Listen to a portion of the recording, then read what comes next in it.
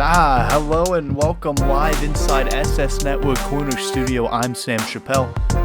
Get to be on camera for once, the SixPod at the end of March. This will be out at the end of every in-game month. And we got a packed show for you. 30 minutes, but a lot to get to. We have Huskies football, free agency, the draft, Joe Burrow. Yes, they should draft him. No, they shouldn't get Tua. No, they shouldn't trade out of the number one pick. He's the franchise guy going forward in Toronto. Why should he not be the guy to be the franchise quarterback and for the fans to look at him and say he's leading us to where we want to be as a franchise? So yes, Joe Burrow. Maple Leafs playoff talk. They're a good team. They're number one in the NHL right now in points. They're not going to stop being number one in NHL in points. We've got Maple Leafs talk today. We've got Blue Jays talk. So much going on in Toronto sports right now.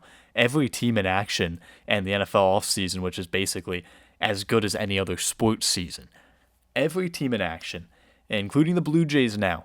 Only a few games into the regular season. They won opening day. I got a whole outlook on their season. I got guys to look at moving forward. I got certain pressures on certain players. I'll get into all that later on. And also, of course, the Toronto Raptors looking to repeat for the championship. I'll tell you why. I'm not so sure if they'll be able to do that. All that's coming up here in the SixPod. Before we get into anything, I want to give a big shout out to my friend at Syracuse University, Alex Weiss.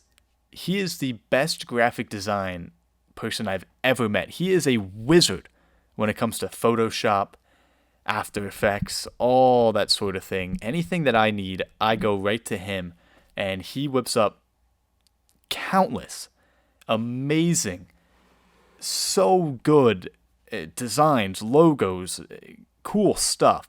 I'm going to link his Instagram. I'm going to flash it on the screen, but I'm also going to put a link in the description at Alex Weiss Designs. His Instagram blows me away every time he posts something. I know during this quarantine he's learning new stuff on After Effects. He's dedicated to his craft and he's really good at it, and it shows. Another guy I want to give a shout out to is my friend also at Syracuse University, Lucas Gibson. He's another one who's getting really good with graphic design. He's learning from Alex Weiss, and he made the logo for the SixPod that you see on the screen at the beginning and on the thumbnail of this video. The SixPod logo I think is really cool. And yeah, that was all Lucas Gibson at LGib01 is his personal Instagram. But yeah, he made this logo. Alex Weiss, the guy previously mentioned, made the logo for SS Network. If you look at the channel's profile picture, he made that, and he made the 6 and 6 logo. And so anything you need, hit him up. Follow him at Alex Weiss Designs. Absolutely phenomenal. To get things started, though, today, I want to say one thing that I think is absurd. I think it's absolutely ridiculous that I hear people saying that the Huskies should trade out of the number one pick, or that they should look at Tua Tagovailoa, that Joe Burrow's not the number one quarterback in this draft. Give me a break. Joe Burrow is the obvious choice. He is undoubtedly the guy moving forward to be the token of the Huskies franchise. There's absolutely no denying what he did in college. You just can't do it. He was too good his last year in college, leading an LSU team that was quite frankly too good to just pass over him for a guy who's been injured, who hasn't fully played a season at all since high school, Tua Tagovailoa. I'm not saying Tua's bad. Someone's going to get Tua, and they're going to be really good because of it. What I'm saying is the Huskies don't need Tua. They need to take the obvious route. You have the number one pick. We suffered through a bad season of football, if you're a Bengals fan, and the Huskies need to take Joe Burrow. They need to take him. He's the obvious choice. Joe Burrow is like you're going to a steakhouse, like you're going to Texas Longhorn, and you know you want to get steak, and you pull up hungry for steak, and you look at the menu right there, featured deal, 12-ounce sirloin. You know it's going to be good. You know it's not going to disappoint. You know it's not going to disappoint. You know it's going to be good. It's been good before. It's been amazing before. It's been one of the best meals you've ever had. LSU was one of the best teams in college football history. They weren't with all that talent a year ago, but then Joe Burrow picked up his game with a full spring and fall training camps. And he was the best quarterback. He was the Heisman winner. He fueled that LSU team to be really, really good.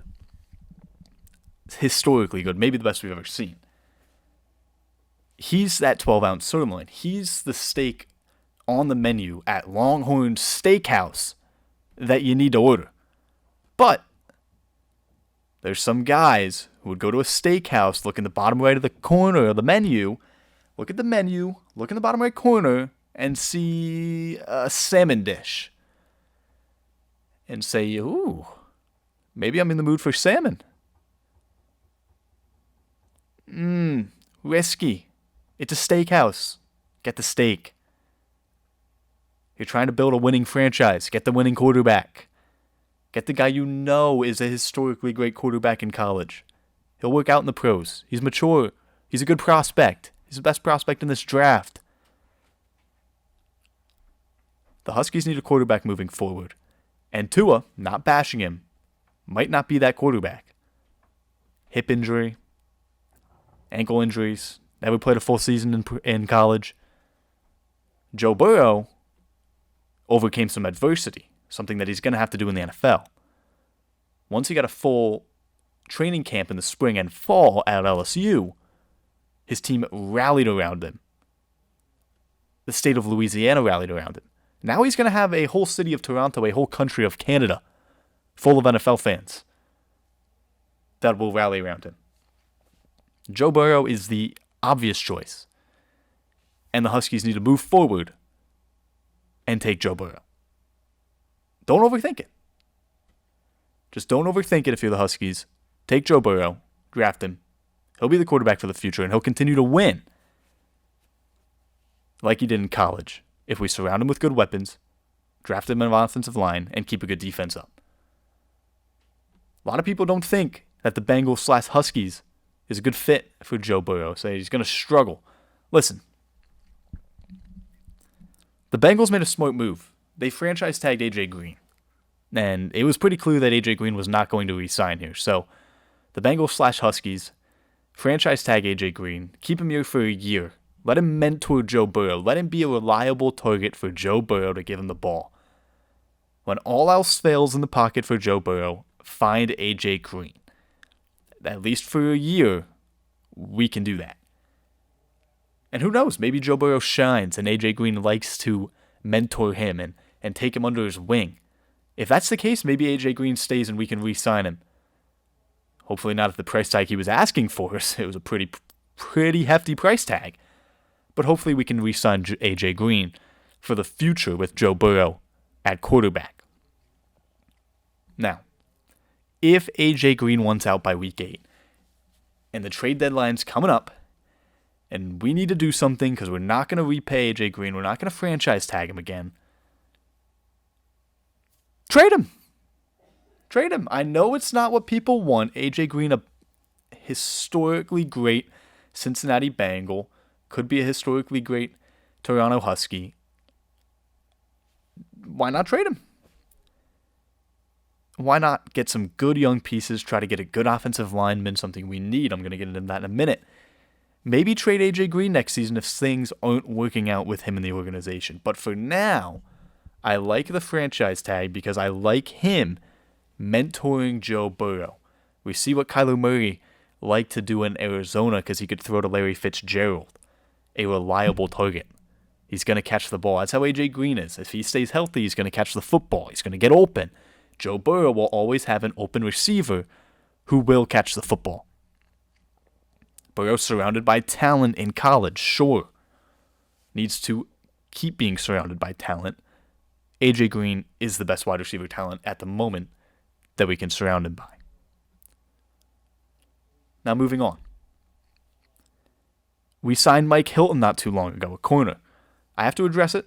It was a good signing, good player, decent value. Didn't pay too much money for him. Will help the secondary, and he's young. 26 years old. he can shore up the secondary for quite a while. I don't hate the Bengals defense. I don't think it's all too bad. I think the Bengals defense will continue to improve, and I like the signing. Undrafted guy, he's gritty. He's worked for what he has. He's worked to get to where he is. I think he'll be good moving forward. Again, only 26. I think Mike Hilton, now that he's got some money behind him, will play really well in this Bengals defense moving forward, which we need to be good to help out Joe Burrow moving forward, because yes, we should draft Joe Burrow. Now, wrapping things up on the Huskies, one thing that's imperative I am telling the Huskies front office to do, whether or not they listen to me here on SS Network, it's SixPod, SS Network, Sam Chappelle. Whether or not they listen to me, who knows? But they need a better offensive line, and I am telling you, after Joe Burrow in the draft, we have a running back, we have some receivers with A.J. Green here. Address the offensive line in the draft. Address it with every pick. Trade guys if we need to. Trade some capital and get some offensive linemen. And please, for the few good offensive linemen in free agency that there are, make a bid. This offensive line is one of the worst in the NFL, and it's not going to get better anytime soon. Get Joe Burrow help in front of him. We saw what happened with the Colts. They didn't get Andrew Luck any offensive line help, and injuries caught up to him. Unfortunately, he doesn't play the game anymore, just as the Colts offensive line gets good. That's what we need to avoid in Toronto. New quarterback, new team, new city. We need a new offensive line. We need young guys. And this is a good offensive line draft. A lot of good tackles here. We could get a good tackle. We could use it. Moving forward, protect Joe Burrow. We have the weapons. Joe Mixon, good running back. A.J. Green, good wide receiver. Tyler Eifert can play tight end at a high level. Need an offensive line. If there's no offensive line protection, none of those weapons even matter. Look at Cleveland right now. Baker Mayfield, Odell Beckham Jr., Jarvis Landry, a plethora of tight ends, good running backs. I don't think Baker's bad. I just don't think he's in a good situation with his offensive line. If you don't have time to throw to these guys, they're never going to get the ball. They're not going to get the ball. They're going to get upset. And the blame, not on the offensive line, goes on the head coach and the quarterback. I think the blame, if the Huskies don't succeed because there's no offensive line, and I will be checking back in on this, that blame will be, from me at least, on the front office. It's something we need to address. It's something that in Cincinnati they've needed to address for years. Now that they're in Toronto, look at it as a refresh. We need an offensive line. I'm going to shift gears. Going to move on to this. The Maple Leafs. Hockey. They're a good team. They're a good team. They're the number one team in the NHL. There's no real reason to panic. No real reason to feel too concerned. Except for this. They lose games sometimes by multiple goals. They lost to the Carolina 6-2. A 4-goal loss to a team fighting for a playoff position in the Eastern Conference. I know it was a back-to-back, but in the playoffs, you're going to be playing a lot of games in a short time. The Maple Leafs need to shore up those 6-2 losses. I don't think being blown out is a quality of a championship-winning team. Do I think the Maple Leafs have what it takes to win the Stanley Cup? Yes, I do. They're the number one team in the NHL for a reason. But when you're this hot and sometimes this cold on certain nights, just giving up goal after goal after goal, I don't know if I can trust you. We're coming down the stretch in this regular season. The Maple Leafs need to get hot at the right time. I know they've been hot all year. They need to refine this fire and get hot. Win the last couple games of the regular season, go into the playoffs with momentum against bad teams, home ice advantage. Toronto will be rocking on SS Network. We'll have every game live for the playoffs for the Toronto Maple Leafs. They need to get hot, and they need to start winning. They don't get blown out in the playoffs, they win the Stanley Cup. They get blown out in the playoffs, morale dips, bad things happen. So we'll see. I think the Maple Leafs need to shore up their defense a little bit. I think Frederik Andersen in net needs to refine some confidence and get better. And I think we need to start scoring goals. like we were at the beginning of the year. I'm not saying we're bad now. We're still playing well. But we need to avoid those disastrous losses like we saw in Carolina last time. Wasn't good. Can't have that. Hey, if you're looking for something else to listen to, similar to a SixPod, and you want to hear my voice, listen to The Break. It is on Spotify, Apple Music, anywhere, Anchor, anywhere you get your podcast. Check my personal social media at Sam Chappelle on Instagram and Twitter. Sam Chappelle on Facebook as well. Check all that, and I will post the links to The Break. It's out a weekly podcast. We took a break for a little bit, no pun intended, with all the stuff going on with the quarantine and everything like that. But we are back. This past episode was about my friend Lucas Gibson, who I mentioned earlier. That's who I do the podcast with. It's called The Break. It's on Spotify, Apple Music, Anchor, wherever you get your podcasts. Link in my bio on Twitter and in the highlights of my Instagram stories, if you know what I'm talking about, those little circles at the bottom of an Instagram page. That podcast is a lot of fun. Do it with my roommate at Syracuse, and it's a fun podcast. In my opinion, we touch on some topics that are not necessarily mainstream sports news, but cool ideas and things that we want to talk about. So yeah, listen to The Break. The Break. And again, Alex Weiss, at Alex Weiss Designs on Instagram. He made the logo for The Break. And I think it's a fun podcast. We have some fans. We're looking to grow that as well as grow this channel. So again, please share this channel, SS Network, with as many people as you can, and subscribe, like. I appreciate it a lot here on SS Network. So I'm going to move into this now. The second half of this show, I'm going to start it out with the Toronto Blue Jays, who just started their season and opening day win. It was a fun game. It was only a 1-0 win, but it gave me a lot of hope. Hyun-Jin Ryu on the mound was phenomenal. I think he blew me and everyone else I talked to and a lot of fans away with his opening day start. Sometimes opening day starts can be a little bit rough, can be a little bit rusty out of spring training and everything, but the opening day starter, Hyun-Jin Ryu, we paid him a lot of money, which was something I wasn't sure if I liked at the time, but if he keeps putting in those performances, heck, we're going to win some baseball games. And that's the thing.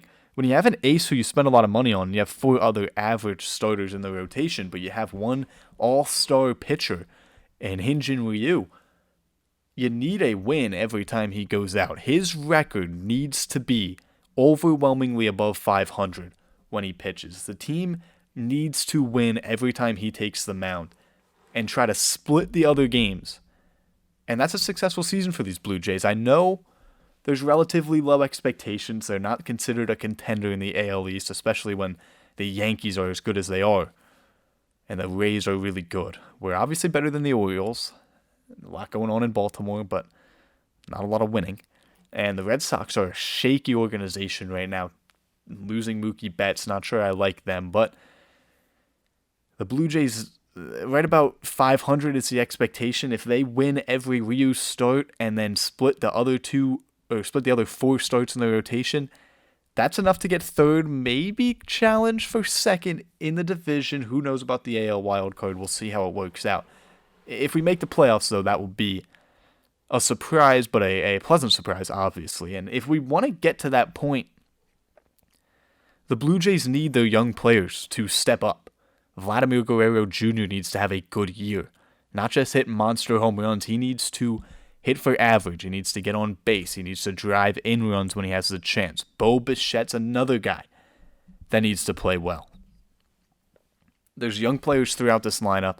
Some veterans, but mainly the young guys are the guys who need to step up and really deliver in a big way if the Blue Jays want to win anything this year and want to surpass our expectations.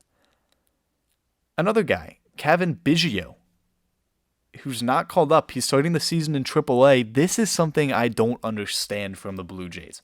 Why wait? You have a prospect who is hailed as a potential big-time MLB player. He's got the last name Biggio. Why are we waiting to give him a call up? This team doesn't have great expectations to be very, very good. It's not like an inexperienced player at the bottom of our order is going to hurt us too much. Especially if we start to struggle, I think you definitely bring up Biggio, see if he can ignite the team a little bit insert some energy. I think Biggio needs to get called up soon. I don't understand waiting. And also, this is a team that may be losing the city's investment. There's another team in town, the Huskies. Will the Blue Jays, a baseball team and not a baseball country, be able to keep that investment? Don't get me wrong, there's Blue Jays fans, of course, in Toronto in droves. It's a great fan base, not bashing the fan base. But another couple years of this bad baseball may hurt that fan base and the city and the team's reputation in the city. Vlad Jr., Bo Bichette, Biggio, guys like that need to step up soon to get these fans excited about something in baseball in Toronto. Moving on to the Raptors, I got a lot to say about this team. And it might be controversial. The Toronto Raptors are heading down the stretch of the regular season, getting into the playoffs. And I'm just going to go out and I'm going to say it. I'm going to lay it out there. I am not 100% convinced that they're a championship caliber team. Now, at the beginning of the year, that would not have been an unpopular opinion. To say that the Raptors don't have what it takes to win a championship. I mean, they have pretty much the same roster, minus Kawhi Leonard. And it seemed like Kawhi Leonard was the reason the Raptors held the NBA championship last year up in the air in 6 games over the Warriors. This year, they've surpassed all expectations, and it's a good thing. Nick Nurse is an elite NBA head coach. That's obvious. We have a good roster. We have a borderline great roster. The question being, can we win a championship? I don't think we can. I don't think the Raptors have what it takes to win an NBA championship. I don't think they could beat the Bucks in a 7-game series. I think they would struggle with the Celtics in a 7-game series. I think the Clippers would run them over in 7 games. I think the Lakers would run them over in 7 games. I think a series against the Sixers would be tough. I just think the Raptors are not capable of beating a team with an all-star like Giannis, LeBron, Kawhi, Paul George, let alone both of them, Anthony Davis and LeBron together. I don't think this collection of guys, which is really all it is a collection of guys who are playing exceptional basketball led by an exceptional head coach. But they're not stars. Last year, it took stars. Who hit the Game 7 buzzer beater against the Sixers? Kawhi. We had a star last year in Kawhi Leonard. Now he's in LA. I mean, he delivered the city a championship. No hard feelings towards Kawhi. But now LA, the Clippers, are better suited to win an NBA title than the Raptors, despite both of them being 2 seeds at the moment in their respective conferences. I would say the same thing about the Denver Nuggets. I don't think they have a bona fide star. As good as Nikola Jokic is, I don't think they have a bona fide star that can win them an NBA championship.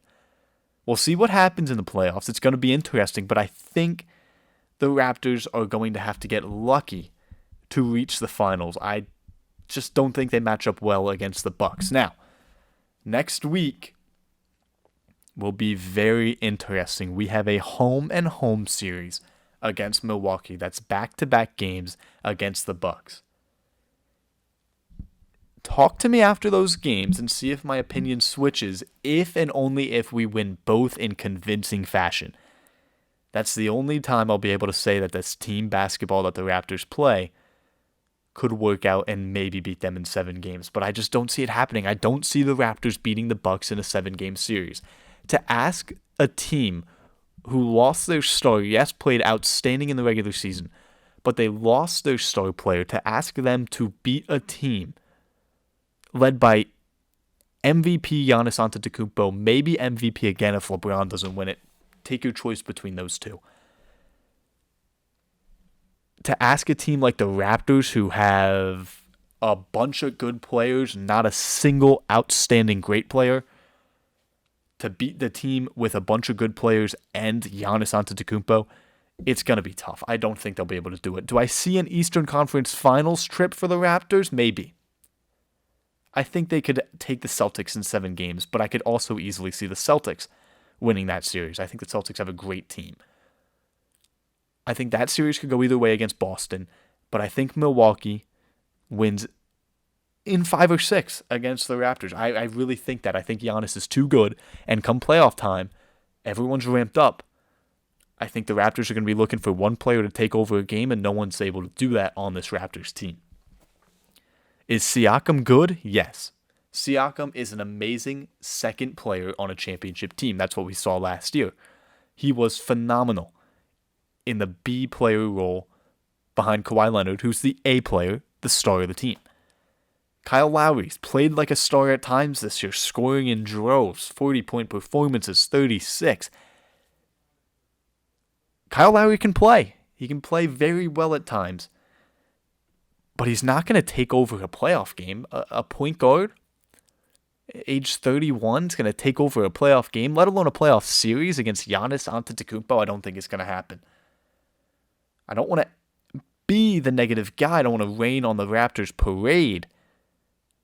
But I don't think that without a star basketball player that the Raptors are going to win anything too significant anytime soon. I think I see the Raptors going to the playoffs and losing. In the Eastern Conference Finals, I'll give them a win over the Celtics. I'll give them a win. I think those two teams are similar, very good head coaches. I just don't see either of those teams beating the Bucks. I think the Bucks go on to play in the NBA championship. But I think the Raptors lose to the Bucks in 5 or 6. I don't think they have what it takes, nor do they have the big men to stop the Bucks' attack offensively. I'm sorry. We need a star. We need a star if we want to be a championship contender, and I'm afraid this is where this organization is going. Kawhi Leonard leaves, we have a championship, and we fall back into this really good players, DeMar DeRozan, Pascal Siakam, Vince Carter, really, really good players, never a bona fide top 5 player in the league that can take us to a championship type of player. We don't have that transcendent, the team's not great, but they have LeBron. The Clippers aren't playing well, but come the playoffs, they have Paul George and Kawhi Leonard. That's exactly what we had last year, was a good team with a good coach and Kawhi Leonard. Now we just have a good team and a good coach. We don't have that added bump to our team to win us an NBA championship. I'm sorry, Raptors fans. I know you don't want to hear that. I know you want to hear, we're so hot. We're going in second seed in the playoffs. We got home court advantage until we take on the Bucks. All we have to do is win one road game, even against the Bucks. Then we can force a Game 7. Anything can happen in a Game 7. I know that can happen. I'm telling you, it's not going to. The Bucks will play in the NBA Finals representing the Eastern Conference, and hopefully I'm wrong. Hopefully I'm broadcasting games on SS Network in the NBA Finals. Gladly proven wrong that the Raptors could be playing in the finals. I just don't see it happening again. I don't see another finals trip for the Raptors. Unless Pascal Siakam becomes that next big star in the NBA, I don't see a finals appearance for the Raptors for quite some time. I think we need to think about what we can do to get another big name star like Kawhi Leonard here, and hopefully this time for more than a year. I just don't think it's going to happen.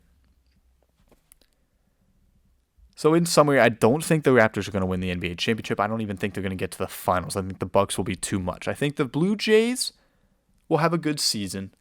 I think if the young guys step up and perform, they'll blow away all expectations. I think the Maple Leafs need to stay hot. Now, that's a team that could be playing in their finals.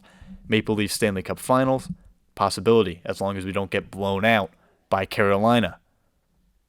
Unacceptable. And the Huskies draft Joe Burrow. Don't overthink it. It's not that hard. Joe Burrow, future Toronto. Looking forward to keep on doing this. Every month the SixPod drops. SS Network.